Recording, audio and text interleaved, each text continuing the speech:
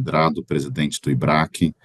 Para mim é uma grande satisfação receber a todos vocês, hoje 16 de dezembro, nesse que deve ser o último evento do IBRAC do ano. Nós tivemos realmente um ano bastante intenso, cobrimos vários tópicos de direito da concorrência, regulação, comércio internacional, direito do consumidor, vários outros tópicos. E hoje nós fechamos com uma agenda que é importantíssima para o país e contamos aqui com a presença justamente do Otávio Ribeiro Damaso, que é diretor de regulação do Banco Central do Brasil. A apresentação dele eu vou deixar para a Fabiana, para o Henrico e para o Ricardo, mas para nós é um motivo de muita satisfação, Otávio, tê-lo aqui conosco. Sabemos que o Banco Central não é de hoje, já vem aí uma agenda há mais de 10 anos, né, mais de 10 anos, uma agenda de abertura do mercado financeiro, do mercado bancário, justamente com políticas de transparência, interoperabilidade e tantas outras que vão ser tratadas aqui nessa reunião. Então, agradecer a sua presença, dar aqui as boas-vindas também a todos os participantes que estão aqui online e certamente tenho certeza que teremos aqui um evento bastante esclarecedor, elucidativo e que nos traga vários apontamentos importantes para essa agenda que é muito cara ao IBRAC, já que trata de concorrência, né? O IBRAC, como Instituto Brasileiro de Estudos de Concorrência, ele tem por missão não só fazer o diálogo com as autoridades, portanto, representando a sociedade civil, fazendo isso de maneira qualificada. Então, nas matérias que são afeitas e que são objeto do IBRAC, o nosso papel é justamente esse, facilitar a conversa, facilitar o diálogo, e por conta disso nós agradecemos sua presença novamente, Otávio. Fabiana, deixo com você, diretora de Economia do IBRAC. Obrigada, Renê. Primeiro, bom dia para todos aqui. Prazer a gente contar com o Otávio para conversar sobre essa agenda, como a Renê colocou, super importante, né, para a gente entender os impactos aí das aberturas que o Banco Central tem feito nos mercados financeiros, bancário. A ideia hoje é a gente fazer um evento onde o Otávio vai expor a agenda, né, do Banco Central e um pouco dos impactos aí que a gente tem observado diante do Open Finance nos segmentos. Vou fazer a apresentação aqui do Otávio. O Otávio, ele é o diretor de regulação do Banco Central já há quase 10 anos, né? Ele vai, final desse ano, ele deixa ali a diretoria do Banco Central. A gente sabe que foram diversos temas importantes aqui para a agenda regulatória e concorrencial, né, que o Banco Central tem colaborado e muito. O doutor Otávio ele já ocupou os cargos de chefe de gabinete na presidência do Banco Central e também secretário adjunto de Política Monetária e Política Econômica do Ministério da Fazenda. Ele também presidiu os conselhos de administração da Caixa Econômica Federal, do RB Brasil e do Banco do Estado do Ceará. Ele é formado em Economia pela Universidade de Brasília, ele é funcionário de carreira do Banco Central desde 98. O formato de hoje, a gente vai ter aí, vamos começar com uma apresentação pelo Otávio, depois a gente segue aqui com algumas perguntas pelo Q&A que vocês podem nos passar.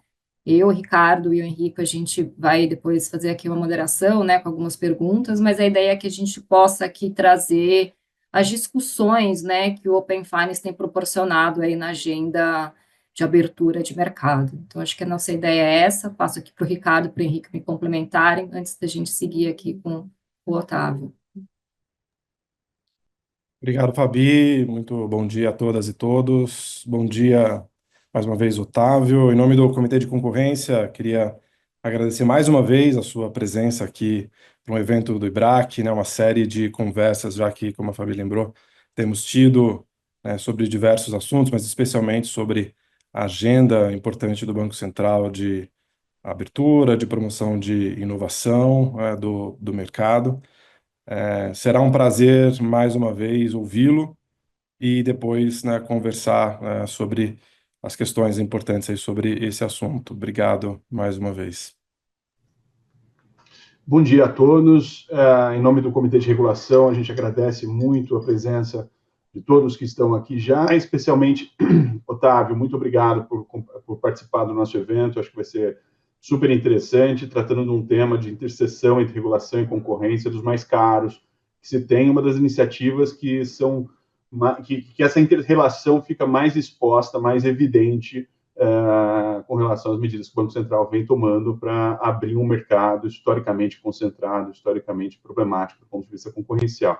Vai ser um prazer para a gente debater aqui com você. Bem, inicialmente, bom dia a todos. É uma grande satisfação estar participando desse evento do IBRAC.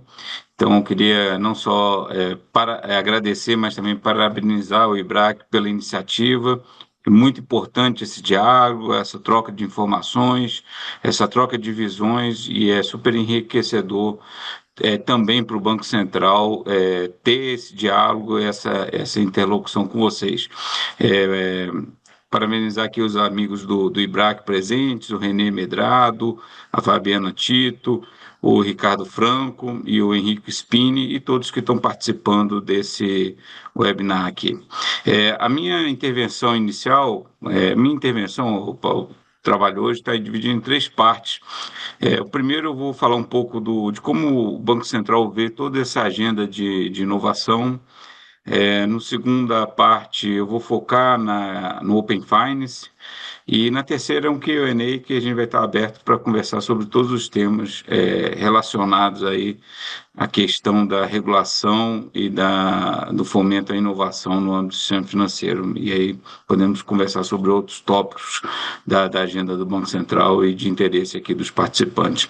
Então, começando um pouco sobre a visão do regulador, especificamente sobre inovação, eu acho que um ponto importante que foi, do meu ponto de vista, que marcou a diferença do Banco Central em relação a outros supervisores, inclusive de outras jurisdições, é a relação com a inovação. Acho que precisa ficar um pouco claro que não adianta o regulador, o governo ou a sociedade, muitas vezes, lutar contra esse processo de inovação, né? Porque se você cria uma barreira para ter esse intercâmbio com quem está fomentando, com quem está empreendendo, com quem está visualizando transformações inovadoras, acaba que você afasta ele do órgão regulador, no caso, o Banco Central, e você cria um mercado marginal à margem do processo de regulação, com todos os malefícios que isso pode trazer para a sociedade. Então, o que marcou o Banco Central nos últimos anos, talvez na última década, é trabalhar em conjunto, ter todo o ecossistema de inovação próximo ao Banco Central, independente se ele é regulado ou não regulado, né? Abrir as portas para ter essa interação, identificar quais são os riscos que aquilo que traz para o sistema financeiro e para a sociedade econômica, e construir um arcabouço em conjunto que atenda aos interesses de todos, mas principalmente da sociedade como um todo. E foi isso que o Banco Central fez há muito tempo, a gente já há bastante tempo. A gente se abriu para conversar muito vamos chamar todo o ecossistema, com as fintechs, mais do que conversar, mais do que abrir, a gente chamou elas para essa interação. Eu tenho casos assim, bem curiosos das primeiras vezes que a gente começou a convidar as fintechs, então eles vinham com certo receio do Banco Central bater neles, né, criar alguma ação de supervisão, ou mesmo denunciar Ministério Público, a Polícia Federal, e não, a gente trouxe eles e desde o início falou assim, não, a gente quer entender teu PINs e vamos construir um negócio aqui que vocês consigam, inclusive, crescer com segurança, entendeu? E isso atraiu todo o ecossistema para trabalhar com a gente, tanto que hoje a minha visão é que a maioria, ou a grande maioria dos segmentos inovadores que estão aí no perímetro amplo aí do sistema financeiro, dentro ou fora do perímetro regulatório, eles têm muito interesse de conversar com o Banco Central, e mais do que interesse de conversar, eles demandam a regulação porque eles entendem que aquilo vai robustecer o crescimento do segmento, da indústria e da empresa, entendeu? Então, acho que o Banco Central, nesse aspecto, mudou a cara que ele tinha de ser uma instituição caixa preta, né? Se a gente voltar 20, 30 anos atrás, era assim que era denominado o Banco Central, como era conhecido o Banco Central, fazendo até uma analogia aí, ao prédio do Banco Central em Brasília, para um Banco Central aberto, né? E essa abertura se deu, inclusive, por parte da diretoria colegiada, por parte do corpo funcional, que foi a campo também. Então, a gente começou a sair também do escritório, a gente começou a visitar empresas não financeiras, começou a ir para outras regiões do país, para o sul, para o norte, para o nordeste, para conhecer a realidade. Por exemplo, a questão das cooperativas de crédito, que foi outro segmento que a gente deu muito empuxo a elas, foi super importante a gente ver a realidade, a importância dessas cooperativas naqueles municípios pequenos do interior do nosso país, não só no aspecto de prover produtos e serviços financeiros para aquela região, muitas vezes desassistida, mas também esse processo de educação financeira, entendeu? Porque eles trazem também a sociedade muito próxima. Então, acho que teve uma mudança de cultura muito importante do Banco Central nesse aspecto, né? E quando a gente olha especificamente para a pegada de inovação da agenda regulatória, o que a gente está procurando? A gente está procurando produtos e serviços financeiros melhores, né? Demandas específicas da sociedade que passam a ser atendidas, a conveniência, os custos, né? Dentro desse processo também uma capacidade de fomentar a inclusão financeira, e eu acho que a gente foi muito bem sucedido nesse aspecto. O PIX, ele deu a primeira pegada da inclusão financeira, de trazer uma parcela da população que não tinha qualquer relacionamento com o sistema financeiro, e trouxe pelo componente que geralmente é o componente de entrada, que muitas vezes é no mero pagamento, de você colocar todo o seu dinheiro em alguma instituição financeira e fazer o pagamento de uma forma conveniente. Então, o PIX teve esse papel gigantesco de inclusão financeira. Então, tem várias dimensões, mas com certeza o principal drive dessa agenda de inovação foi fomentar a competição, entendeu? A gente identificou desde o início desse processo uma chance grande de transformar o sistema financeiro, de trazer novos players para o sistema financeiro, com todos os aspectos que eu já mencionei, de produtos e serviços melhores, mas principalmente de fomentar a competição. E aí eu chamo aqui vocês a fazer uma reflexão. Se a gente voltar 20 anos no tempo, quando você tinha um presidente, um diretor do Banco Central indo ao Congresso, a principal crítica que existia era que o sistema financeiro ele era concentrado em poucos grandes bancos e que não existia oferta de produtos e serviços financeiros, nem muitas vezes sequer acesso para camadas tanto de famílias quanto de pessoas jurídicas, de micro e pequenas empresas. E a minha impressão é que isso hoje mudou completamente. Hoje a gente tem ainda vários desafios, alguns inclusive que remontam aí a 20 anos atrás, mas não existe mais essa crítica, porque hoje você tem uma gama de tipos de instituições de pagamento ou instituições financeiras que atendem cada camada da população. Você quer só uma conta? Você tem as IPs. Você quer uma operação de crédito simples? Você tem as sociedades de crédito, as fintechs de crédito, que hoje são quase 150. Você quer um relacionamento específico? Você tem as cooperativas, você tem os bancos digitais.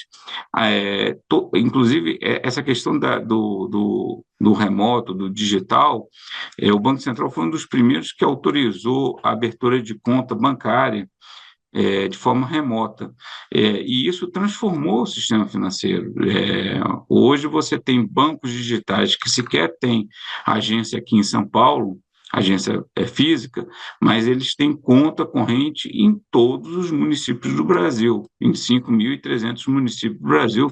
Se você for lá para o rincão do Acre, na cidade mais afastada, vai ter uma família lá, um cidadão que vai ter uma conta num banco digital, sem que sequer saber que ter necessidade de ter uma agência física. Isso transformou. Então, o processo foi intenso, e toda essa agenda de inovação do Banco Central também motivou muito os próprios incumbentes a fazer uma transformação durante esse período. O sistema financeiro brasileiro sempre investiu bastante em tecnologia, né? Mas o investimento que ocorreu nos últimos anos foi intenso também em termos de transformação da sua infraestrutura, se adaptando a uma nova arquitetura de TI, mais aberta, mais integrada com outros players, tanto regulados quanto não regulados, e com os próprios clientes, entendeu? Então, eu vejo assim, esse ciclo como um todo como um grande ganho de eficiência para o sistema financeiro e, naturalmente, o resultado que a gente espera no final é o resultado de melhor atender a sociedade, né? E qual foi o outro aspecto do papel do regulador dentro dessa agenda, dentro dessa jornada? A gente sempre foi muito agnóstico à tecnologia, a gente colocou os princípios na questão de regulação bancária, na questão de regulação prudencial, mas sempre agnóstico à tecnologia. Raríssimas vezes, e às vezes é muita questão pontual, a gente entra em algum aspecto específico. Volto a afirmar, muito aberto à inovação, inclusive o Banco Central tem não só a iniciativa do Sandbox, mas um outro que eu vejo até como uma ferramenta mais interessante para a gente, que é o LIFT, que é o Laboratório de Inovações Financeiras e Tecnológicas, no qual a gente chama a sociedade, não só dos regulados, mas também dos não regulados, a apresentar soluções de inovação, de tecnologia dentro do espectro maior e do sistema financeiro, e a gente aprende com eles. Então, são vários modelos, business cases que são apresentados lá, que a gente vai trabalhando junto com essas empresas para ver onde que a regulação pega, onde não pega, o que é bom, o que não é bom. Muito interessante. A gente fez super interessante também, que foi o Lift Challenge focado no CBDC, que é uma agenda que a gente vai falar também, que vai ser uma fronteira em alguns anos, né? Mas dentro desse processo, o Banco Central sempre teve vigilante para dois aspectos. Primeiro, vigilante para um aspecto que é super caro para vocês aqui do IBRAC, que é contra práticas anticompetitivas. Então, a gente teve movimentos que a gente impediu fusões, não vou entrar nos nomes específicos, teve movimentos que a gente impediu iniciativas de, muitas vezes, fintech avançar num canal, porque a gente viu riscos a questões de competitividade. Então, algumas vezes o Banco Central não é entendido, mas nossos passos são sempre focando também garantir que o sistema continue crescendo de forma competitiva, né? E o segundo aspecto que é super importante, que a gente não abre mão, inclusive ele está à frente, ele é prioridade aos demais, a segurança e estabilidade financeira. Todos os passos que o Banco Central deu foi sempre olhando com os aspectos de segurança e estabilidade financeira. Ok? A gente nunca abriu mão disso, sempre monitorou, e isso está na nossa missão, antes mesmo de fomentar a competição, antes mesmo de fomentar a inovação, né? Mas eu acho que dentro desse período a gente conseguiu conciliar essas duas coisas de uma forma muito, muito produtiva e de muita entrega para a sociedade brasileira. Hoje, olhando a agenda de inovação do Banco Central, a gente poderia aqui falar de várias mudanças que foram feitas lá atrás, como a própria regulação da segmentação do sistema financeiro, que depois outras agências reguladoras seguiram nossa linha. Isso foi importante porque, depois de 2008, a gente construiu o Arcabouço de Basileia, e o Arcabouço de Basileia é um arcabouço prudencial robusto, não só na quantidade e qualidade do capital, mas nos aspectos de monitoramento, de relatórios, de estrutura, né? Só que o Acordo de Basileia ele é feito para grandes, sistemicamente importantes ou internacionalmente ativos, são bancos que são sistemicamente importantes ou internacionalmente ativos. Mas a gente sempre adotou Basileia para todo o sistema financeiro. E, ao fazer a segmentação, a gente respeitou esse princípio do capital, mas segmentou o mercado para ir eliminando alguns elementos dessa parte de controle, conforme o risco ia diminuindo daquele tipo de instituição, né? Então, ele é proporcional ao risco que a instituição traz para o sistema financeiro, mas se aplica a Basileia como um todo no aspecto de capital, mas alguns aspectos de monitoramento, até mesmo porque o Banco Central tem essas informações aqui, a gente consegue fazer um monitoramento remoto, a gente foi adequando esses requisitos ao tipo de operação que a instituição fazia e ao risco que ela trazia para a sociedade e ao que ela trazia para o sistema financeiro. Isso foi super importante para a gente absorver o arcabouço de Basileia 3, mas dar espaço para novos entrantes ou para instituições que eram intermediárias continuarem trabalhando com eficiência, né? Tanto é que no segmento mais baixo, que é o S5, você elimina uma série de reportes que eles têm que fazer, o Banco Central apresenta esses reports com base no todo o sistema de informação que a gente tem obtido junto às instituições financeiras, e as instituições financeiras dão ok, é como se fosse a pré-preenchida da Receita Federal, e a gente tem isso desde 2015, e eles dão ok, e para esses casos, o requerimento de capital, inclusive, é um pouco maior em termos de quantidade, de capital requerido. E as instituições financeiras topam, quem está lá no S5 toca ter um capital maior para abrir mão desse tipo de aspectos de compliance ou de prestação de informação. Então, a gente faz isso com tudo, com muita tranquilidade, com muita segurança, com estabilidade, com muita informação. A inovação tem essa vantagem também. Tudo hoje a gente acaba monitorando. Dentro dessa agenda, não poderia deixar de destacar os 3 carros-chefes aqui atuais, né, da agenda, o Pix. Acho que não preciso apresentações aqui em relação ao Pix. Ele é um sucesso não só como um produto, um instrumento de pagamento, mas como um produto de marketing também. É impressionante como eu acho que ele é reconhecido como uma das marcas mais valiosas que hoje tem no país, e ele é a menina dos olhos do Banco Central, ele é a vitrine do Banco Central, inclusive para os outros países, para as outras jurisdições. Não tem um evento que a gente vai lá fora, mesmo evento que é meramente prudencial, o Comitê de Basileia, que não chega alguém de algum país e pergunta, quer conhecer como funciona o Pix e o sucesso do Pix. O segundo ponto que depois a gente vai explorar mais é o Open Finance, que é uma jornada, eu acho que é uma jornada extremamente importante, a entrega dele já está se concretizando, vai crescer ao longo dos próximos anos, mas a gente vai conversar melhor.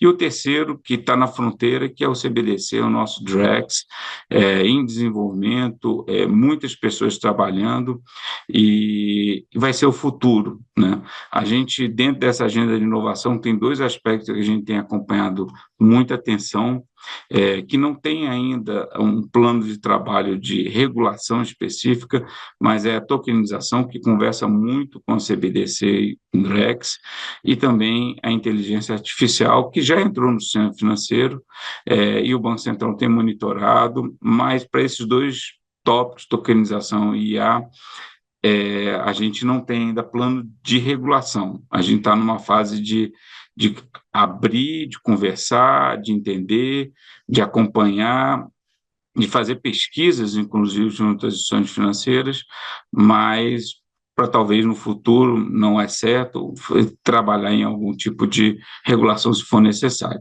Mas olhando essa agenda, o que a gente vê dentro de 3, 4, 5 anos, mas já está acontecendo, é uma baita integração disso tudo. Hoje, por exemplo, quando a gente fala do PIX por aproximação, ele é uma combinação do Pix com o Open Finance. Ele só foi possível a gente implementar porque tinha o Open Finance, porque tinha o iniciador de pagamento, e aí você conseguiu fazer o Pix no Open Finance.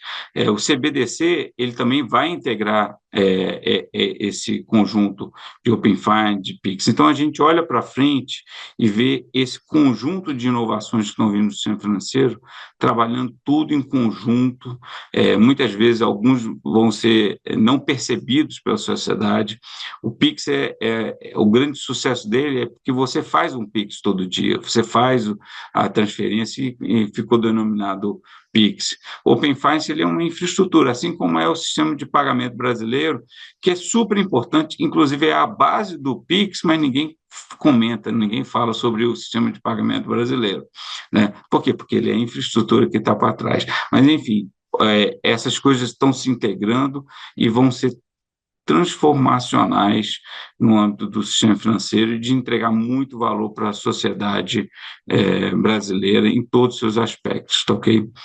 Então, olhando de perspectiva, é isso, a integração de todas as inovações, o dado cada vez mais granular, propiciando produtos cada vez mais customizados, produtos personalizados, atendendo especificamente a demanda do cidadão ou da empresa no seu cotidiano. Então, se o Otávio quer um tipo de crédito, aquele dado granular vai ajudar a instituição financeira, a instituição de pagamento a oferecer aquele dado para o Otávio. Se a Fabiana quer um outro tipo de operação, aquele dado granular também vai ajudar a oferecer aquele produto, aquele serviço específico que a Fabiana está querendo. A gente identifica também as soluções financeiras cada vez mais embutidas no nosso dia a dia. Muitas vezes nem vamos identificar que a gente está fazendo uma transação financeira porque a gente já deu aquele comando. De certa forma, já está acontecendo, mas que vai se intensificar e algumas visões futurísticas, né, imaginam até você definir qual é a quantidade de suprimentos que você quer na tua despensa em casa, conforme a geladeira vai lendo e vai percebendo que a quantidade de suprimentos que você quer manter como padrão diminuir, ela já faz todo o arranjo, já vai fazer a indicação do supermercado, vai fazer a compra, vai pagar, né, e você vai receber em cada aquele suplemento. Então, olhando para frente, não estou falando que isso está acontecendo agora, mas olhando para frente, isso vai ser bem possível, né? Então, eu acho que vale a pena daqui a uns 10 anos a gente ter de novo esse evento, e conversar assim, o que transformou o sistema financeiro, como se transformou o sistema financeiro nesses 10 anos. Então, em 2034, eu sugiro que vocês promovam um evento desse. Entrando especificamente no Open Finance, o Open Finance ele é uma infraestrutura, né? Ele, assim como o sistema de pagamento brasileiro, que foi criado foi reformulado lá em 2020 e trouxe muitos ganhos, e volto a falar, inclusive, o Pix é baseado no sistema de pagamento. O Open Finance é uma estrutura que você não percebe ela no teu dia a dia. A partir do momento que você dá o consentimento, as instituições financeiras começam a operar, começam a trocar as informações, e o cidadão, muitas vezes, está sendo beneficiado, mas não tem a noção de que aqui esse benefício é fruto do Open Finance. Então, ele tem uma dificuldade de marketing nele, e a gente, em algum momento, vai trabalhar nisso. Mas queria começar falando dos números do Open Finance. Hoje, a gente já tem 39 milhões de CPFs que deram consentimentos, e são consentimentos, são ativos. A gente está falando 39 milhões, então já é o maior Open Finance do mundo. Se a gente pensar que o mesmo CPF pode ter dado consentimento em duas contas diferentes, esse número já chega próximo a 60 milhões de consentimentos, e aí contando a duplicidade, né? E por semana, as instituições financeiras, elas compartilham algo em torno de 2 bilhões de chamadas de API por semana. Então, a troca de informação ela está ocorrendo. Os produtos e serviços estão aparecendo, as funcionalidades também estão aparecendo. Depois a gente pode falar um pouco dos casos de uso, que são bem interessantes, alguns protótipos, mas você tem instituições financeiras que têm mais de 80 iniciativas de produtos e serviços financeiros sendo construídos, algumas já implementadas, com base no Open Finance, né? 2024 foi um ano de consolidação. A gente acabou com a agenda regulatória do Open Finance, a tubulação toda está funcionando, não só a agenda regulatória, mas a implementação da agenda regulatória, né? Essa infraestrutura está funcionando, ela é poderosa, os casos de uso começaram a aparecer de forma mais concreta, as instituições financeiras reformularam suas estruturas de governança para maximizar o uso do Open Finance nos diferentes tipos de negócio da instituição financeira, e combinou nos últimos 2 anos o surgimento do IA. Né? O que é o Open Finance? O Open Finance é uma troca eletrônica de dados padronizados, porque não adianta, a portabilidade do dado, de certa forma, já está na nossa agenda há muito tempo, mais de 20 anos, mas era uma portabilidade que eu ia na instituição financeira, pegava um extrato, e tinha que levar na outra instituição financeira, e a outra instituição financeira ia tentar ler aquele extrato. Né?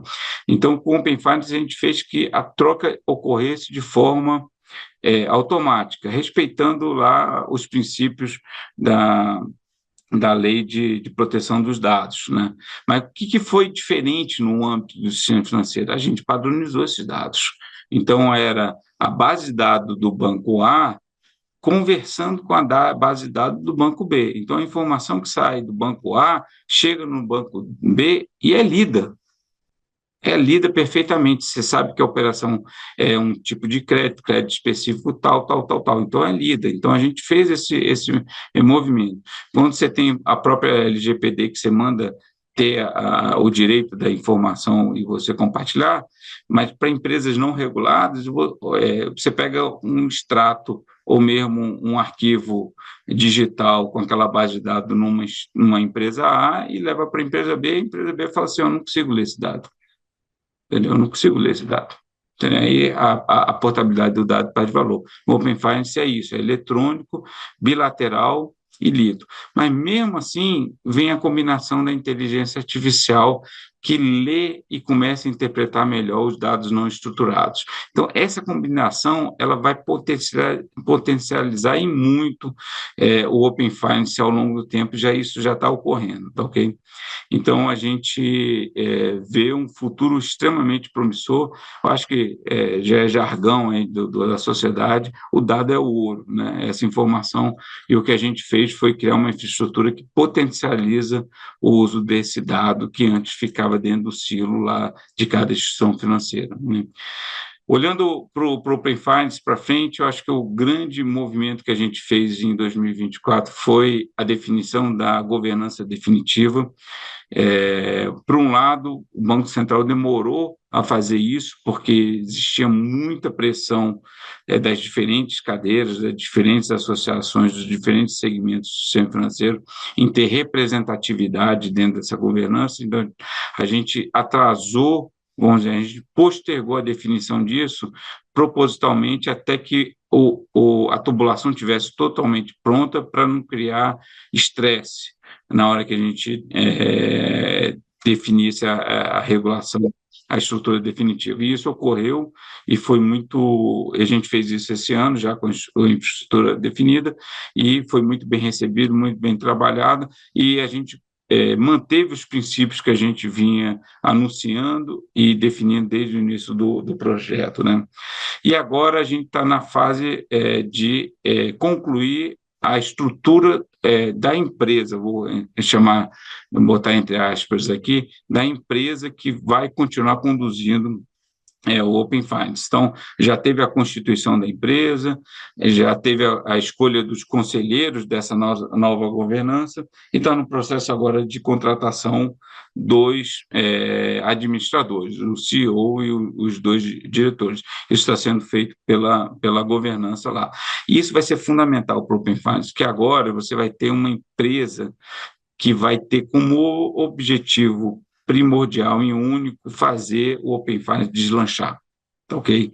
É um modelo, inclusive, diferente do que a gente tem em outros países. A gente sempre, quando fala de Open Finance, olha para o caso de UK, né, do Reino Unido, que foi lá, mas lá foi uma estrutura que começou com um comando do CMA, né, do Competition Monetary Authority, que obrigou os bancos a criarem aquilo, mas dentro de um espectro do comando do CMA, que tinha que acontecer evento A, B, C e D. Então, a própria governança lá, o OBI, agora uma nova estrutura que foi transformada, ele não tem o papel de fomentar o Open Finance, ele tem um papel de verificar se os comandos do Competition Monetary Authority estão sendo cumpridos ou não.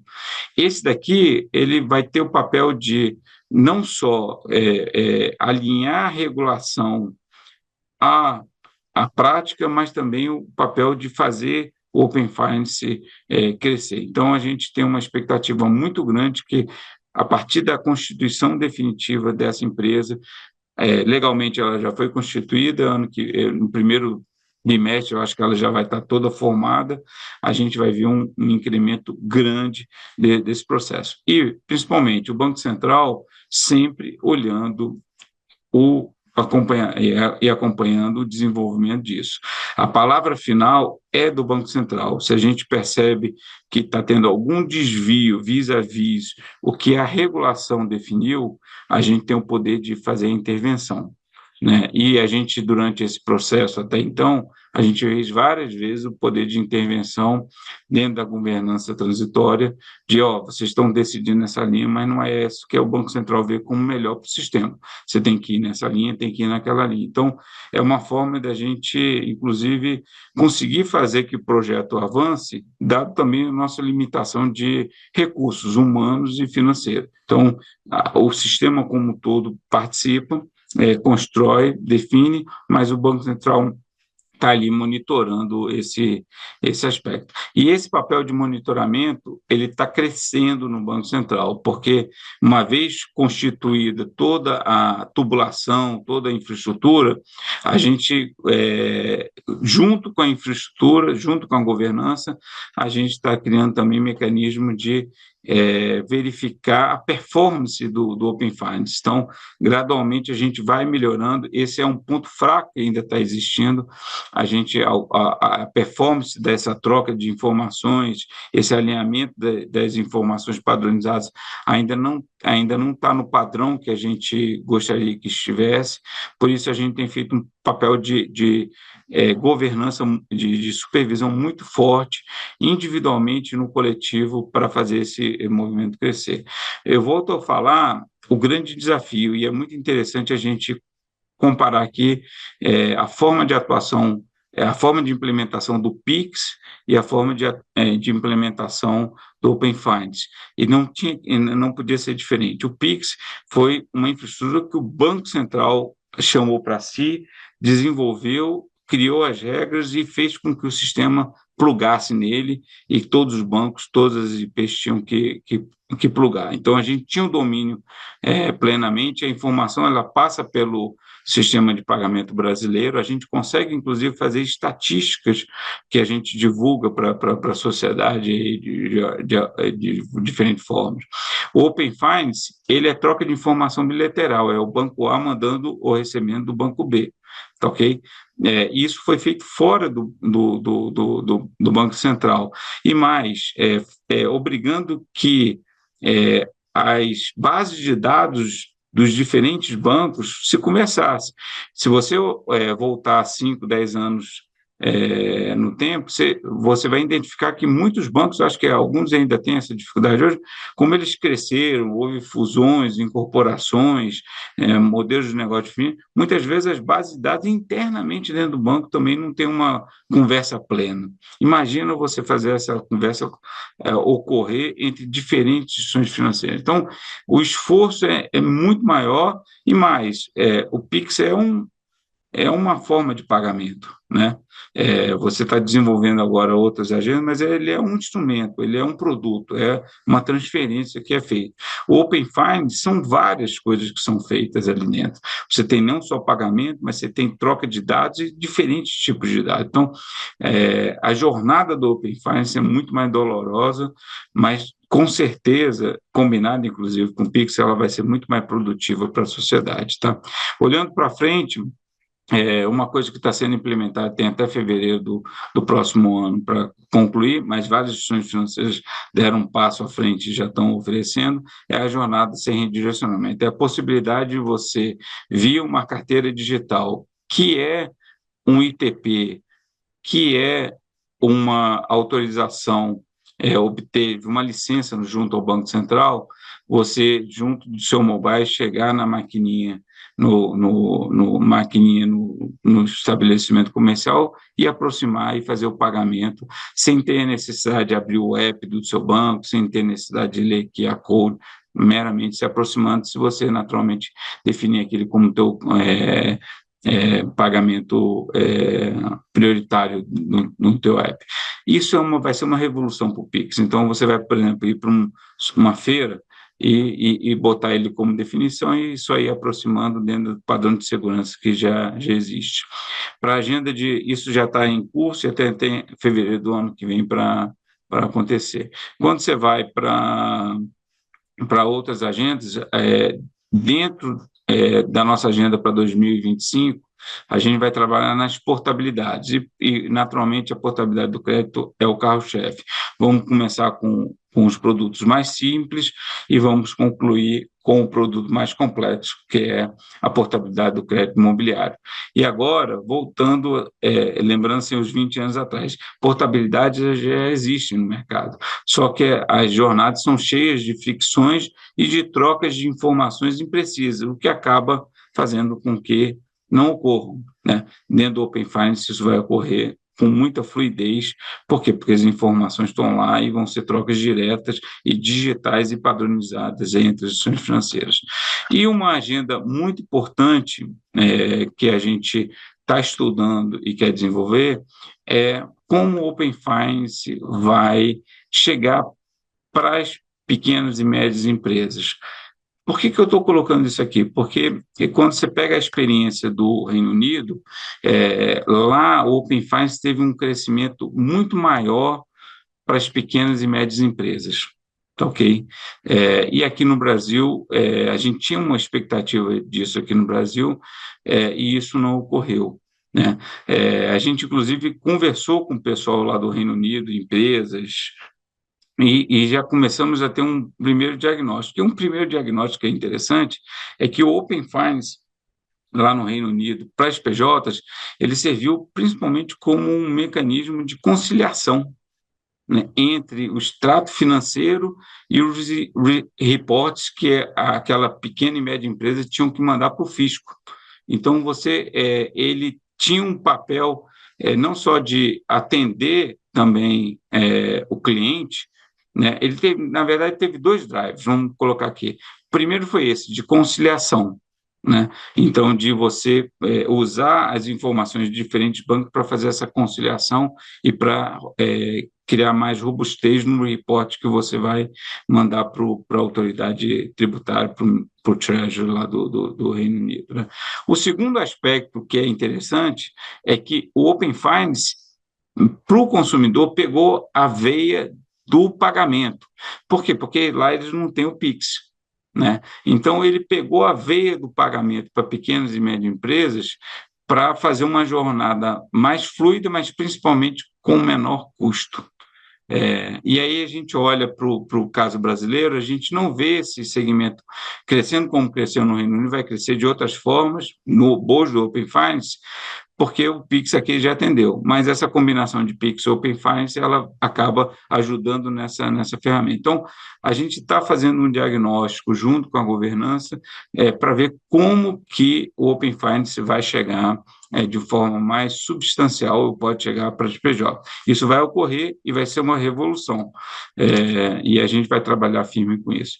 Então, aqui eu passando acho 4 minutos do que a gente tinha combinado, Fabiano, eu concluo aqui minha intervenção inicial. Antes até do Q&A, queria muito agradecer essa parceria com o IBRAC, agradecer o convite para participar desse evento, ter essa oportunidade de dialogar sobre a agenda do Banco Central, especificamente o Open Finance, e parabenizar vocês por essa iniciativa. Muito obrigado. Muito obrigado, Otávio. Nós que agradecemos mais uma vez, né? Super clara a sua apresentação. É realmente impressionante tudo o que vem sendo feito, né? A agenda de inovação do Banco Central e a agenda específica do Open Finance, né? Realmente, né, revolucionária, né? Já mudou bastante o setor, já está presente na vida, né, dos cidadãos, mas, como você bem ressaltou, tem o potencial de mudar ainda mais, né? Certamente vai ser muito interessante o olhar retrospectivo daqui a 10 anos, né, sobre o quanto que tudo que está sendo feito agora tende a mudar no setor, né? Antes de começar aqui algumas perguntas que eu, Fabi e Henrico vamos fazer, eu queria lembrar a todos de também formularem perguntas aqui no Q&A da sala, para que a gente também possa ouvir aí as perguntas do público que está nos assistindo. Bom, mas, Otávio, ficou muito claro aí na sua apresentação que o Open Finance é, sem dúvida, né, uma das iniciativas regulatórias mais poderosas para a promoção da competição, né, que também o aumento da concorrência foi claramente um dos vetores, um dos principais vetores, tanto da agenda de inovação, né, do Banco Central, de forma mais ampla, quanto também especificamente do Open Finance, né? Mas é normal que surjam preocupações de que as grandes instituições financeiras elas possam, em tese, se beneficiar mais rapidamente da implementação e de forma a consolidar as suas posições. Queria te perguntar, numa primeira pergunta aqui, que medidas o Banco Central tem tomado ou planeja implementar para assegurar que os novos entrantes também tenham condições mais amplas de competir? Você citou várias, né, como eu já comentei, mas com esse olhar de evitar que os grandes possam se beneficiar mais rapidamente, né, que você possa destacar as principais, e já emendando outra, né, um tema que está conectado à resposta dessa primeira pergunta, que você também já comentou, é o próprio desenho da governança do Open Finance, né, que buscou incluir a participação com representatividade relevante para diferentes segmentos, né, inclusive novos entrantes. Então, eu queria que também você pudesse aprofundar um pouco mais esse assunto, né, com um olhar assim de como isso pode, essa diversidade pode contribuir, ou o Banco Central espera que isso contribua para uma maior competição, representatividade e ampliação do Open Finance já nos próximos anos. Bem, muito obrigado. Eu acho que as duas perguntas, a primeira é bem interessante, e eu te diria o seguinte, eu particularmente eu acho que o Banco Central a gente não tem essa preocupação dessa infraestrutura beneficiar A ou B ou C. A gente criou um mecanismo que no final do dia beneficia o consumidor, né? E o consumidor ele vai identificar qual é a instituição financeira que oferece o produto e serviço financeiro melhor para ele, entendeu? A gente vê esse movimento nas duas direções. Você tem algumas instituições incumbentes que fizeram mudanças para operar o Open Finance. O que a gente vê também que, nesse primeiro momento, várias delas direcionam assim, para produtos ou serviços específicos ou para clientes específicos, porque ela quer se aperfeiçoar naquilo especificamente, e que você também vê, da mesma forma, os entrantes olhando dentro muitas vezes de um portfólio de produtos e serviços menor, mais focado, também trabalhando dentro da tua dimensão, dentro da tua vertente ali, aquele produto. Então, Eu acho que essas infraestruturas, elas vêm beneficiar em última instância ao consumidor. E a concorrência é isso, ela também você não vai falar, eu vou criar um mecanismo de concorrência aqui, mas ele é uma concorrência só para os novatos, não é uma concorrência para os grandes, né? Não teria muita embasamento a gente fazer isso. E eu acho que as coisas estão acontecendo de uma forma muito equilibrada, né? Geralmente o entrante, o que a gente identifica? O entrante no sistema financeiro, ele entra de uma forma, muitas vezes, monoproduto. Até então, até há poucos anos atrás, muito na parte de pagamentos.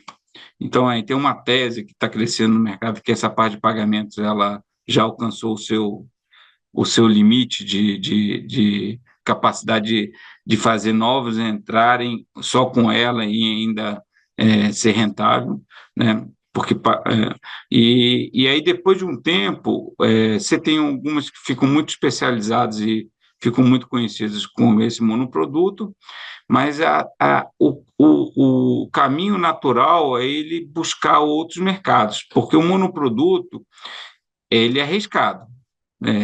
A economia, o sistema financeiro, ele muda da noite para o dia, aquele monoproduto, de repente, aquele produto, de repente, começa a receber uma concorrência de um produto similar ou de uma operação similar e você se vê. Então, o que a gente viu que foi os próprios entrantes, os novatos, eles entram, dão a cara, conquistam uma marca para sua instituição e depois eles começam a ampliar o leque de produtos e a gente vê com muito bons olhos isso.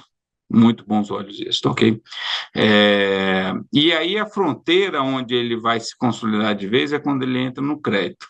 A gente costuma brincar assim, a fala, o crédito de forma consolidada é o que separa os meninos dos homens, né? Quando você entra lá, é onde você testa realmente a sua capacidade de uso das informações, a sua capacidade dos modelos preditivos, e é onde você pode tanto deslanchar e crescer e ficar grande, como você também pode se arrebentar, porque o crédito ele tem esse poder. Então, na hora do crédito é que a gente olha com bastante atenção para a instituição financeira, porque é o momento que ela está na transformação definitiva dela. Tá? Então, eu não tenho essa preocupação, mas é um ponto que a gente sempre está olhando, mas também não vejo a gente fazer uma coisa diferente, porque se os novatos também não souberem aproveitar, dada a flexibilidade, dada a infraestrutura mais moderna que eles têm dessa gama de informação, amém, né? E vejo com muito bons olhos, o avanço dos incumbentes nessa jornada também, porque até então você tinha uma percepção, os incumbentes não querem, não, os incumbentes querem, eles só querem também, algumas vezes eles querem tempo para se adaptar a esse processo, e foi impressionante o processo de adaptação de vários incumbentes a esse processo, eles perceberam também o que estava ocorrendo no mundo, e entraram firme. Eu queria só voltar um aspecto que eu falei lá no início da nossa conversa. Não adianta o regulador brigar contra a inovação. Se você brigar contra a inovação, o que você vai conseguir é que ela aconteça à margem e da pior forma possível. Entendeu? Então, naturalmente, você tem vários desafios nesse processo, mas o quanto mais próximo você estiver do processo de inovação e mais criando as balizas para ele desenvolver de uma forma aberta, melhor para todo mundo, para eles, para a gente, para o regulador, né? Para o sistema como um todo, tá ok? Então, é assim que a gente vê. Em relação ao seu segundo aspecto, é o seguinte, a definição da governança foi muito difícil. Tá? Desde o primeiro momento, você tinha uma discussão muito intensa sobre quem vai ter ou não vai ter a maioria da governança. E a maioria decide o voto no final das contas, entendeu? E a gente sempre achou que a composição da governança tinha que ser uma composição equilibrada, mas que favorecesse a inovação, a transformação. tá? Por isso mesmo que o Banco Central, ao longo do tempo, ele começou dando muito poder para a governança, mas depois ele foi puxando também, via regulação, a decisão final para o Banco Central. Não é que a gente passe a operar, mas a gente, quando vê alguma coisa indo diferente da que a governança está fazendo, que a empresa está fazendo, a gente tem o poder de interferir. E isso foi até um pedido que ocorreu, e eu acho que bem legítimo, de você ter esse processo equilibrado entre entrantes e incumbente. Era o incumbente com medo, eu também não posso ficar refém de 100% do entrante. Não, tudo bem. Então, você vai ter uma composição aqui que marginalmente favorece os entrantes, mas se eu identificar que também alguma coisa foi feita de forma exagerada ou predatória, a gente tem o poder do Banco Central, e isso deu conforto também para os incumbentes dentro desse processo. Então, foi um processo de construção também. O Banco Central não tinha, muitos falavam, por que o Banco Central não puxa tudo para você? A gente não tem capacidade. Toda a discussão que a gente teve aí da segunda pernada da lei de autonomia, de independência, que era tentar buscar orçamento com recursos, a gente não conseguiu avançar. Só para você ter uma ideia, o orçamento do banco, a gente está, acho que, eu vou falar números próximos, assim, mas a gente está congelado nominal, acho que até com uma queda pré-pandemia, pré-PIX. E nesse meio do caminho entrou PIX, que tem um custo de manutenção, entendeu? Então, a gente está com nominal menor do pré-pandemia e com custo que não existia pré-pandemia. Então, o Banco Central não quer e não pode e não tem capacidade de trazer essas questões inteiras para dentro dele por mera incapacidade de gerir. Alguns mecanismos algumas infraestruturas que a gente incentiva o mercado a fazer, você poderia até falar, o Banco Central poderia ter um papel mais intenso nisso. Mas, tipo assim, eu acho que a gente ia atrasar o sistema financeiro se a gente fizesse esse movimento dessa natureza. Por quê? Porque o orçamento ia enforcar a gente, enfim, e aí tem todo um desafio de orçamento. Mas é isso, eu acho que a governança ficou muito bem equilibrada, tanto é que a gente passou vários anos discutindo, todo mundo reclamando, mas quando a gente soltou, acho que ela foi absorvida com muita naturalidade, surpreendentemente, zero críticas, assim, né? Velada, abertas, assim, né? Excelente, obrigado, Otávio. Bom, acho que, de fato, esse é um tema aí muito, muito instigante, né? Acho que uma das suas falas, né, você trouxe um pouco os números de como é que o Open Finance está se dando aí na inserção do mercado, né, em torno de 39 milhões. Uma das dúvidas que eu tenho assim, a gente sabe que uma das grandes barreiras é a assimetria informacional, né? Ou seja, como é que os usuários, de fato, estão tendo o acesso e o conhecimento sobre as vantagens e benefícios do Open Finance. E pegando um pouco até alguns dados ali do próprio Banco Central, a gente tem hoje cerca de 199 milhões de CPFs com algum tipo de relacionamento com o sistema financeiro nacional.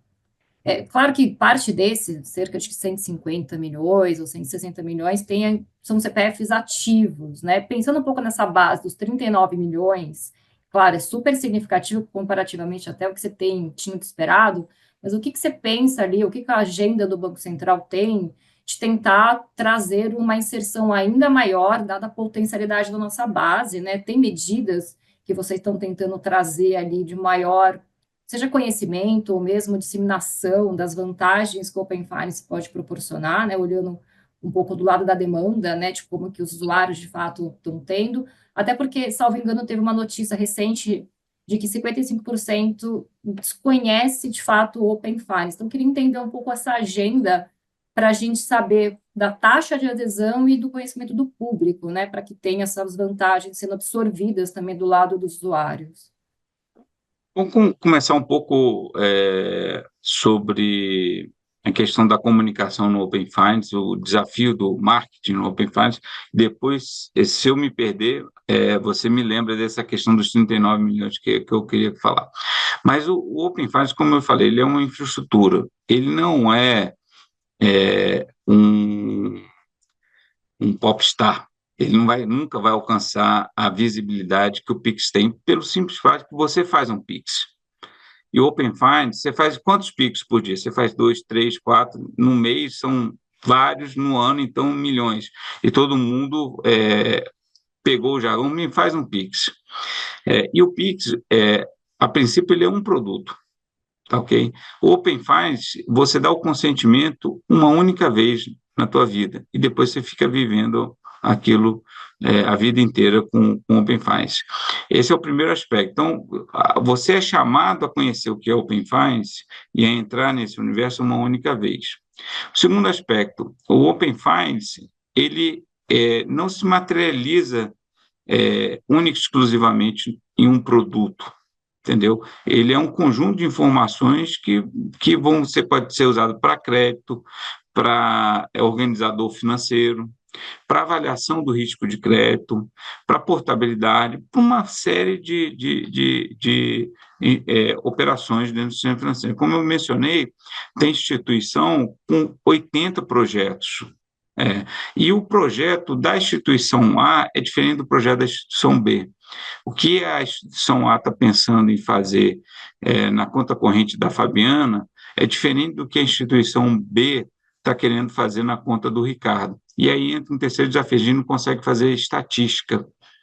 O Pix, eu chego no final do dia, eu tenho 500 milhões de transações Pix com 498 bilhões de serviços, eu consigo, pelas KNAI da vida, identificar para onde foi, de onde veio, e começa a fazer estatística, e isso alimenta o conhecimento da sociedade. O Open Finance eu não consigo, mesmo porque a troca de informação é bilateral entre as instituições financeiras, não tem um ente centralizador. Então, no final do dia, eu consigo identificar alguns tipos de coisa. Então, não adianta a gente ficar angustiado, mas a gente fica, de tentar dar essa visibilidade estatística e de presença no nosso cotidiano para o Open Finance, porque ele é diferente. Volto a falar, você tem dúvida da importância que é o sistema de pagamento brasileiro para o Brasil? Não tem a menor dúvida. Inclusive, o Pix ele é uma caixinha em cima do sistema de pagamento brasileiro. A gente só conseguiu fazer porque a gente botou uma caixinha lá para funcionar 24/7 dentro do sistema. Quantas pessoas conhecem o Pix, o sistema de pagamento brasileiro? Se bobear, muitos, inclusive, dentro do sistema financeiro, não conhecem. Então, esse é um desafio que a gente tem. A gente pediu algum tempo para as instituições financeiras, conforme fossem lançando os produtos, elas difundissem, elas botassem o nome do Open Finance. Isso eu acho que com o tempo vai ocorrer, mas o que vai acontecer na prática assim, é o cidadão percebendo que se ele der adesão, ele vai se beneficiar de alguma coisa ali, muitas vezes sem saber que foi graças ao Open Finance. Então, é um desafio, a gente está consciente, não era para a gente ficar angustiado, mas a gente fica angustiado porque a gente vê todo o sucesso do outro produto, do Pix, e eu acho que o mesmo vai acontecer com o Drex, viu? Porque o Drex também ele acaba sendo uma infraestrutura, entendeu? Apesar de ser uma moeda digital, ele, na verdade, vai ser um depósito tokenizado que você vai fazer uma série de soluções e pode ser que ele não tenha essa mesma cara que o Pix tem, tá ok? Em relação aos 39 milhões, eu te diria o seguinte, voltando de novo para a questão do Pix, todo mundo, todo cliente, todo cidadão vai ter um Pix. Então, você vai chegar no limite, vamos supor que o universo de bancarizados seja, vou colocar 200 milhões, não é 200 milhões, mas 200 milhões. No extremo, o Pix vai chegar a 200 milhões de contas, mais do que isso, vai mais porque alguns vão ter contas em diferentes bancos. Mas se ele tiver só um relacionamento, ele vai ter um Pix. O Open Finance, muitas vezes você vai precisar ter 2 relacionamentos para ter um Open Finance, entendeu? Em algum momento você ter 2 relacionamentos. E isso é um universo bem menor. do que o do relacionamento. Então, quando você pensa no processo de inclusão, principalmente as camadas mais pobres, e mesmo quando você vai para a classe média, muitos só tem um relacionamento bancário. Entendeu? Então, ele só vai ter um Open Finance e vai ter um Pix. Mas ele não vai ter Open Finance, mas vai ter o Pix. Então, o universo de 39 milhões, eu acho que já é um universo imenso, né? Agora, qual é a diferença entre o desenvolvimento do Pix versus o Open Finance? O Pix, ele foi a porta de entrada. O Open Finance, ele vai ajudar ao processo de inclusão na sua segunda etapa, que é a etapa de ir mais fundo, e mais denso. E mais para frente, mesmo quando você for obter um crédito, for num comércio, você vai comprar num varejista lá qualquer uma operação, que às vezes é a própria varejista ou a financeira dela, ou o SD dela, ele vai pedir, pô, me dá acesso ao teu conta lá, porque eu preciso saber como é a tua vida para ver se eu consigo te dar um crédito. Isso vai acontecer. Em algum momento já está acontecendo bem marginalmente, mas vai acontecer para frente. Então, ele vai crescer, mas eu não acredito que ele vá, em termos de consentimentos únicos, ele vai alcançar o mesmo número do Pix, porque eles são produtos diferentes. Uhum. Não, perfeito, acho que faz super sentido, né? Tem essa questão do uso do dia a dia ali, que tem um contexto, um propósito diferente, né? Mas acho que, de qualquer forma, o número, ele é bastante significativo. Só complementando aqui sobre essa questão, né? A gente traz aí o número de 39 milhões do lado dos usuários, mas pensando ali das estatísticas, se vocês estiverem ali do lado dos ofertantes, dos entrantes ali dentro do Open Finance, a gente tem ali uma evolução já significativa também dos players que estão dentro do Open Finance para viabilizar essa Sim. inserção? Eu estou sem um número recente aqui, deixa eu ver se... né? Mas o número que eu tinha em cabeça são mais de 850 instituições participando do Open Finance. E aí vem um elemento que é interessante, que foi um motivo de crítica, acho que lá na frente a gente vai ter que reabrir uma discussão dessa, né? Aqui no modelo brasileiro, a gente optou por só permitir entrar no Open Finance de instituições reguladas e supervisionadas pelo Banco Central. E com isso a gente foi um pouco mais arrojado também na troca de informação entre os regulados. Por quê? Porque é uma instituição que tem que obedecer uma regulação, ela tem que ter uma licença, e ela está sujeita à supervisão. Quando você vai para o Reino Unido, você tem algumas aberturas para não regulados, entendeu? Uhum. E uma das críticas que a gente recebe é que a gente teria um desenvolvimento muito maior se a gente tivesse aberto também para não regulados. Só que aí vem a questão do dado saindo dentro do sistema. Dentro do ecossistema desses 800 e poucas instituições que participam do Open Finance, eu te garanto que se ocorrer algum desvio, a gente vai punir, entendeu? E a punição acaba evitando algum desvio, né? Tem uma questão da segurança também, né, Questão da associada. segurança do dado, entendeu? Então, mas esse é um ponto bom para se discutir. E aí é uma discussão que a sociedade também tem que se posicionar, sociedade que eu digo o Congresso. Se lá na frente achar que a gente tem que ir para não compartilhamento com não regulado, que aí aumente muito o uso, mas também a informação sai do nosso radar de controle, radar de supervisão, entendeu? Então, esse é um aspecto. No Reino Unido, eles fizeram, eles devem ter a questão da legislação um pouco mais robusta para fazer punir quem faz uso indevido fora do sistema, entendeu? A gente teve essa preocupação, mas, de qualquer forma, são 800. O que eu vislumbro para frente? Na frente, e a gente vai dar passos para isso, a gente vai tornar a adesão ao Open Finance obrigatória para todas as instituições reguladas e supervisionadas. Quando isso vai ocorrer, eu não sei. Agora, precisava ser, mas daqui para frente, aí a gente vai falar em torno de 1.500, 2.000 instituições participando. Mas hoje em dia já são 800 e pouco, 900 instituições que aderiram. Então. Uhum. Perfeito. Obrigada, Otávio. Interessante, Otávio. Pegando um pouco da tua fala, né, que você falou muito, olhando 20 anos para trás, eventualmente 20 anos para frente, É impressionante, eu acho que eu sempre comento que o mercado de pagamentos e sistema financeiro foi um dos que mais mudou aqui no Brasil. Se pegar 20 anos atrás, não faz muito tempo, acho que todo mundo aqui lembra, quando você fosse comprar alguma coisa, se aceitasse algum tipo de cartão, o cara te perguntava se era uma bandeira ou outra. Dependendo, eram duas maquininhas diferentes. Né? Para pegar um táxi ou qualquer outro tipo de serviço, nem se pensava em usar cartão. Né? Isso para mencionar uma das evoluções grandes que a gente teve nesse mercado aí ao longo dos anos. Mas aí, pensando um pouco também para o futuro, quer dizer, tanto no presente quanto no futuro, acho que você comentou muito de que maneira que esse ecossistema criado a partir do Open Finance vai contribuir para uma maior bancarização e para maior competição no mercado. Como que você vê iniciativas que estão sendo pensadas pelo Banco Central para aumentar esse grau de bancarização nesse ecossistema do Open Finance e quais são os novos desafios aí para um futuro próximo?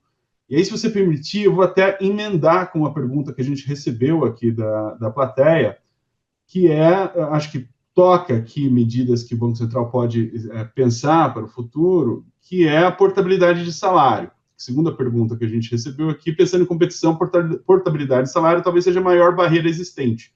Atualmente, por exemplo, mais de 50% dos pedidos de portabilidade para salário são rejeitados. E quando que isso deve entrar na agenda prioritária do Banco Central? Ok. Então, tá bom. Eu vou começar respondendo a última e concordo plenamente que esse é um movimento super, super importante, a portabilidade de salário. Aí está na nossa agenda. Quando eu falei portabilidade, eu falei aberto, e a portabilidade, ele inclui a portabilidade do crédito, que a gente vai atacar, e do salário também está na esteira, tá? E é engraçado que, dentro dessa questão, a gente deu um passo grande nessa questão do salário. Vocês vão lembrar aí no início do século, parece longe demais, né? Mas no início do século você tinha aquele movimento de compra de folha, né? E muito movimento de compra de folha, inclusive de governos estaduais, municipais. Isso começou a virar uma febre, e o Banco Central, naquela época, já via esse problema como um problema concorrencial, porque você comprava a folha e travava o cliente dentro daquela instituição de forma permanente, e o cliente tinha que receber o salário naquela instituição que a empresa vendeu a folha, entendeu? Porque era o pacote, né? E a gente criou lá a conta salário. Muita gente sequer tem conhecimento da conta salário, mas todo salário que você ganha passa pela conta salário, mesmo que caia diretamente na tua conta corrente, mas existe a figurinha lá no teu banco, mesmo que oculta, da tua conta salário, né? E a conta salário já permitiu que você identificasse, já desse o direcionamento desse salário para uma outra instituição financeira, mas esse comando tem que ser feito no banco onde você recebe, e aí começam as dificuldades, tá ok? A portabilidade, o comando vai vir de fora, é uma instituição financeira pedindo, e hoje ela existe, essa figura, mas sabe por que existe um alto índice de falha nesse processo? Porque o consumidor, o cliente, ele presta alguma informação errada, ou não uma fé, mas errada, sobre a empresa, e não sobre a instituição financeira. Então, por exemplo, dizem que tem algumas estatísticas que já trouxeram para a gente, que se eu estou eu recebo, minha empresa paga a minha conta no banco A, e eu quero receber ela no banco B, eu vou no banco B e passo a informação da minha empresa. Aí eu erro o CNPJ da minha empresa, e aí o processo não se completa porque tem uma informação errada, entendeu? E aí, no segundo momento, eu desisto daquele. Aquela velha história da jornada. A jornada tem que ser perfeita, porque se a jornada tiver alguma fricção ou ela falhar a primeira vez, a chance de você voltar para a jornada é menor, né? Então, você tem falhas desse processo. Com o Open Finance, essas informações vão ser capturadas imediatamente e direto da instituição financeira.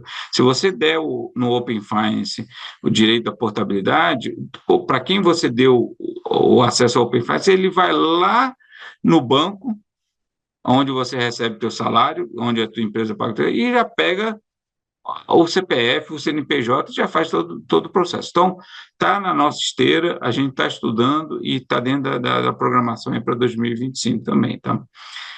Esse é o ponto. Na questão da bancarização,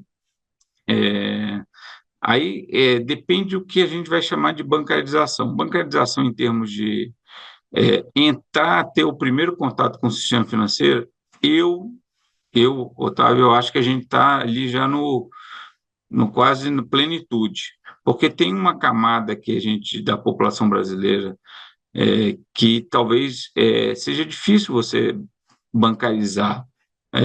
Tem questões sociais ali, outras antes do cara entrar no sistema financeiro. Agora, quando a gente está falando de bancarização, como primeiro passo, o pagamento, de ter alguma conta e botar algum tipo de dinheiro em alguma conta de IP, alguma coisa, entendeu? Só que tem aquela segunda fase da bancarização, que é a intensidade com que você usa o sistema financeiro como um todo, seja obtendo crédito, seja ajudando no controle das suas finanças, comprando algum investimento, enfim, qualquer coisa.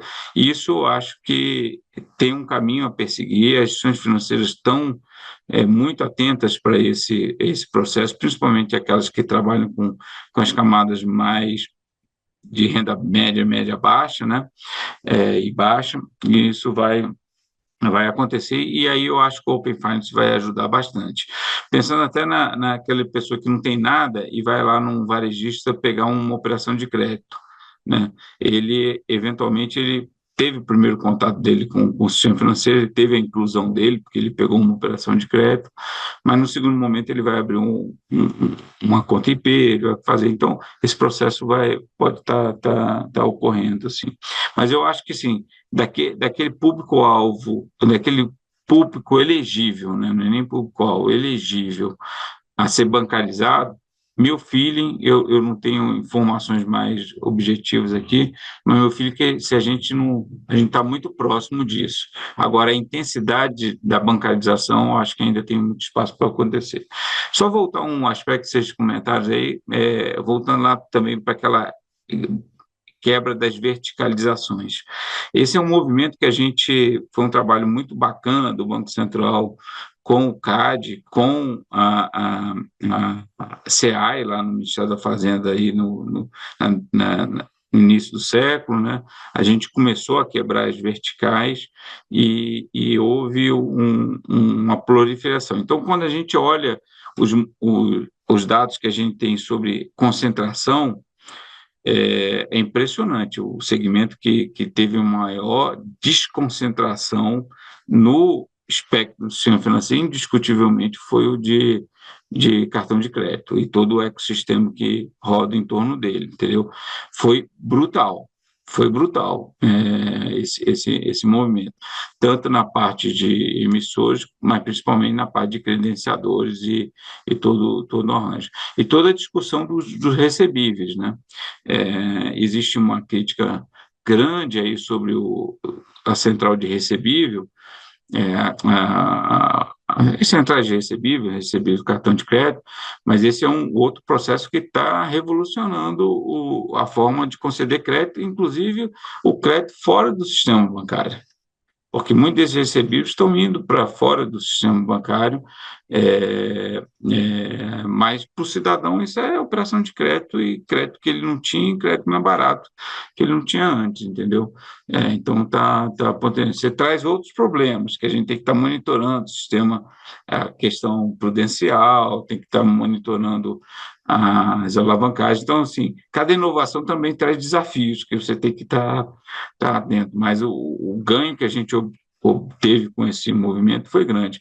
E é interessante, pegando o gancho aqui de inovação, a gente pensou na questão do registro recebível como uma forma do lojista passar a ser dono do seu recebível e não ficar refém daquela maquininha ou daquele credenciador, né? Então, o que a gente vislumbra, e eu acho que isso aos poucos está acontecendo, é que as próprias credenciadoras, registradoras vão ter o seu dashboard e o teu cliente vai entrar lá e vai falar assim, das diferentes credenciadores que eu tenho aqui nessa IMF eu consigo ver todos os meus recebíveis, para quem eu já cedi, para quem eu já vendi, para quem eu já descontei, e orientar aquilo. Mas tem inovações acontecendo nesse ecossistema que são pouco visíveis. Por exemplo, eu, lojista, eu vendi a minha mercadoria, eu vou ganhar daqui 30 dias. Eu, lojista pequeno. E eu não tenho a demanda de ter a antecipação desse recebível agora, de fazer o desconto do recebível. Mas eu tenho um problema com o meu fornecedor, que como eu sou muito pequeno, ele só me vende à vista.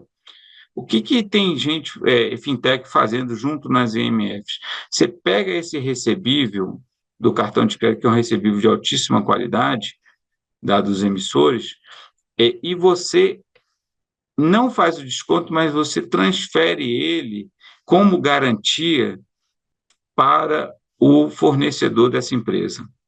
Então, você imagina um grande fornecedor e uma micro e pequena empresa. Ele teve aquele recebível que ele vai receber daqui a 30 dias, ele não desconta isso, ele vira esse recebível e dá para esse atacadista, e esse atacadista, não, com esse recebível aqui eu vou te vender para pagamento em 30 dias. Por quê? Porque eu tenho um recebível garantido por um emissor de altíssima qualidade, que se você não pagar, esse recebível é meu.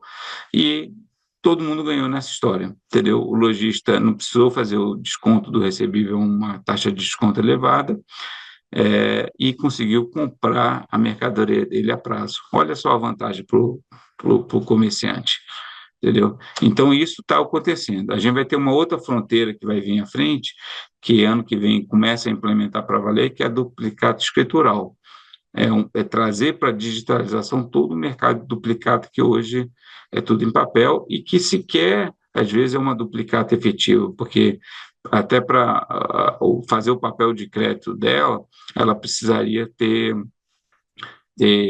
registrado, e muitas vezes os bancos não registram. Eles meramente pegam uma listagem das duplicatas, deu 100 que o fornecedor, o cara vai ganhar, ele concede 10 de crédito e 90 fica como over-colateral ali dele, entendeu? Então, acho que tem movimentos grandes. E só para terminar agora minha fala aqui, dentro desse processo eu acho muito legal, sem citar nomes de empresas, mas provavelmente vários aqui vão lembrar, eu lembro muito bem quando um primeiro credenciador trouxe uma máquina de um POS de cartão de crédito que parecia de banco imobiliário, de brinquedo. Eu olhei para isso, mas que maquininha, né? E isso mudou a vida do lojista, galera. Hoje em dia já está no celular, mas isso mudou o delivery, cresceu por causa disso. O cara vai com uma maquininha pequenininha, quando você vai em feira, em mercado menor, você tem lá um POS de plástico, de brinquedo, assim, mas super robusto. Isso mudou a vida do comerciante no Brasil. Esse processo foi bem, bem bacana, revolucionário. Maravilha, Otávio. Bom, a gente está chegando no nosso final aqui, Otávio, estamos em cima do horário para você sair. A gente tem duas perguntas aqui do Q&A, uma da Rafaela Nogueira, que já teve uma pergunta respondida, e outra do Gabriel Madeira. Vou comentá-las aqui rapidamente, se você puder responder. A Rafaela pergunta, como você disse anteriormente, o Banco Central já apresentou algumas preocupações com concorrência e tomou algumas medidas para impedir determinados comportamentos. Dado o novo contexto de tomada de subsídios do Ministério da Fazenda, que eu suponho que ela esteja fazendo referência à tomada de subsídios da Secretaria de Reformas Econômicas do Ministério da Fazenda no contexto de regulação concorrencial das plataformas digitais, eu suponho que seja isso. Acredita que questões concorrenciais que já são consolidadas internacionalmente possam caminhar mais rapidamente no Brasil, e de que forma? Acho que talvez aqui é uma interação entre as agendas, de regulação concorrencial de plataformas com a agenda regulatória do Banco Central, se tem sinergias aí, e de que forma uma pode eventualmente colaborar com a outra. Uhum. Gabriel pergunta quais os requisitos para que uma instituição financeira nova, com um plano de negócios inovador, por exemplo, uma fintech, possa se qualificar a ter acesso à infraestrutura do Open Finance. Então, o primeiro ponto, a resposta é sim, sim, sim, né? A gente tem uma relação muito boa lá com o pessoal da reforma econômica, né? SRE, tem alguns projetos em conjuntos e estamos estudando bem essa iniciativa deles das plataformas, e vendo os impactos e com certeza tem interação. Na questão do Open Finance, o Open Finance, como eu mencionei, você precisa ser regulado, supervisionado pelo Banco Central. Então, tem várias formas de entrar. Você pode ser uma IP, você pode ser uma SCD, ou pode ser uma figura que a gente criou específica para o Open Finance, que é o iniciador de pagamento. Então, depende muito do interesse dele, do que ele quer fazer, onde que ele quer operar para esses que eu falei são os primeiros tipos de entrantes no sistema financeiro, que ao entrar no sistema financeiro é elegível a entrar no Open Finance de forma voluntária. Perfeito. Se eu puder só colocar uma última aqui antes da gente fazer o encerramento, né? Falando um pouquinho dessa interação em Open Finance e Open Insurance, né? Quais são os desafios técnicos e operacionais ali que vocês estão vislumbrando, né, para tentar trazer essa agenda também no mercado de seguros? Como é que o Banco Central tem lidado um pouco com essa agenda? A interação tanto com a SUSEP quanto a CVM é grande, no CVM, inclusive, dessas iniciativas do Open Investment, né, que eles estão fazendo. Então, dando um espectro assim do como eu vejo, primeiro que parte dos seguros são ofertados dentro de uma holding bancária, dentro de um balcão de instituição financeira. Esse daí, desde lá no início, e dentro da nossa agenda, a gente já colocou dentro do Open Finance. Então, tá ocorrendo e foi feito, combinado com a SUSEP lá atrás, entendeu? Só que existe também as seguradoras independentes, que não pertencem ao... E aí sai do holding bancário, né?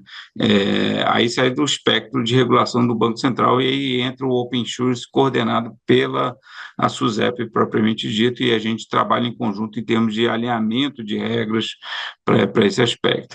O mesmo acontece com a CVM. Se você pegar o estoque de investimentos no sistema financeiro, eu posso falar um número errado aqui, mas eu vou dar uma dimensão, não deve ser muito diferente disso.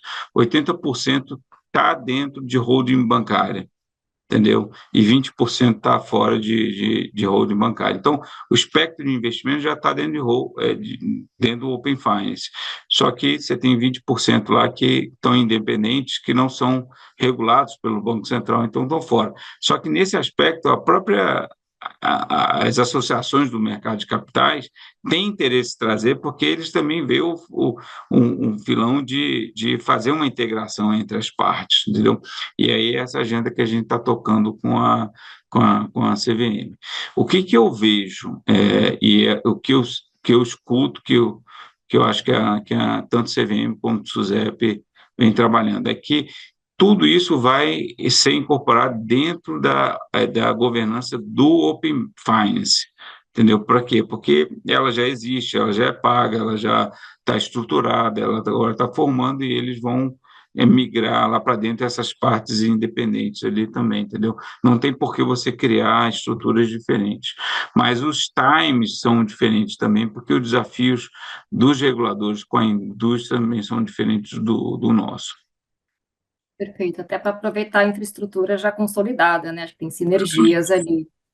Não, perfeito. Muito obrigada, Otávio. Eu passo aqui para o Renê para a gente fazer o fechamento. Mas foram um ótimo debate aqui. Acho que, como você mesmo Fabiana. comentou, acho que tem uma agenda futura aí de acompanhamento, né? Obrigado, Fabiana. Sabe, Otávio, que o flyer do evento, no final eu acabei recebendo do superintendente-geral da SUSEP dizendo o seguinte: Renê, quero fazer um Open Insurance em 2020, o mesmo evento, mas para Open Insurance. Então, a gente já vai colocar aqui. Abraço aí para o Otaviano, Alessandro. Exatamente, viu aqui, ele recebeu material e está fazendo um ótimo trabalho lá também. E acho que o evento aqui foi excelente para ponto de vista informacional e também analítico. Então, te agradeço a abertura, a transparência e conto sempre com o IBRAC para qualquer iniciativa que o Banco Central queira fazer. Com isso, muito obrigado. A gente encerra aqui o evento e vamos em frente, mas encerrando a nossa agenda de 2024. Acabou, né? Passa Acabou. rápido. É isso mesmo, é isso Tá mesmo. bom. Obrigado, Um Otávio, prazer, muito obrigado a obrigado a todos. vocês, sucesso, feliz festas e feliz 2025 para todos nós. Também a gente quer agradecer aí de novo, né? A gente sabe que você encerra aí as atividades no Banco Central. A gente queria aproveitar o ensejo aqui e parabenizar pelo seu trabalho, ótimo trabalho aí dentro do Banco Central, com essas agendas aí muito de várias inovações, né? Excelente, a Agradecemos aqui equipe em aqui nome do é nota IBRAC. 10. Muito bem, Obrigado, Otávio. obrigado. Abraço, tchau, tchau. Bem. Tchau, tchau. Até mais. Abraço, tchau, tchau.